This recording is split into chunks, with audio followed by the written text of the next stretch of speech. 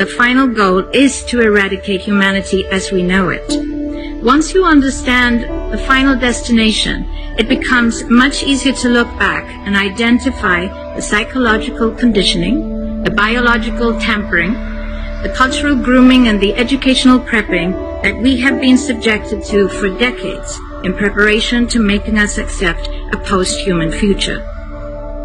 It takes a lot of physical and psychological abuse to get an intelligent species like ours to agree to its own extinction.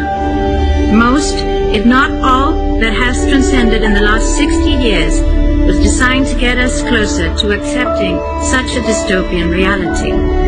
Whether you care to accept it or not, we live in a hyper-controlled matrix where our perception of reality is meticulously planned, managed, and executed in order to control and steer us in whichever direction they wish.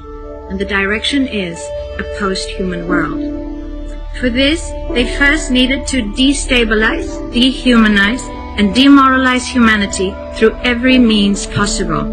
The destruction of the nuclear family, children being indoctrinated by the state, abortion, the eradication of God and spirituality from education, life in megacities and away from nature, toxic food, air and water, social media, replacing real human connection and interaction, engineered financial crisis and taxation, endless wars and massive migration, stress, anxiety, depression, drugs and alcohol, constant fear-mongering, moral relativism as the new religion, and I could go on and on about how humanity has been influenced and forced to move away from all the things that give us strength, security, purpose, and meaning.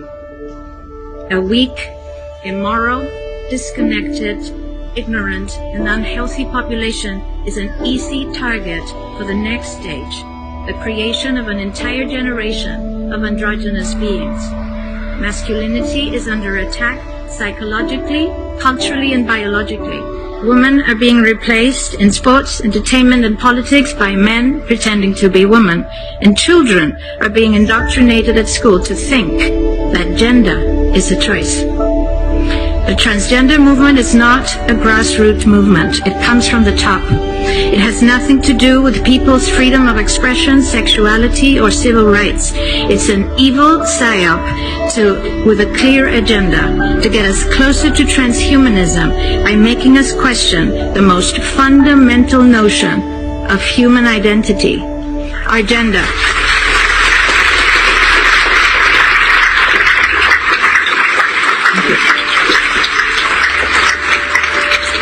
If you don't know who you are, if you already identify as a hybrid between a man and a woman, you will be easily convinced to become a hybrid between human and machine.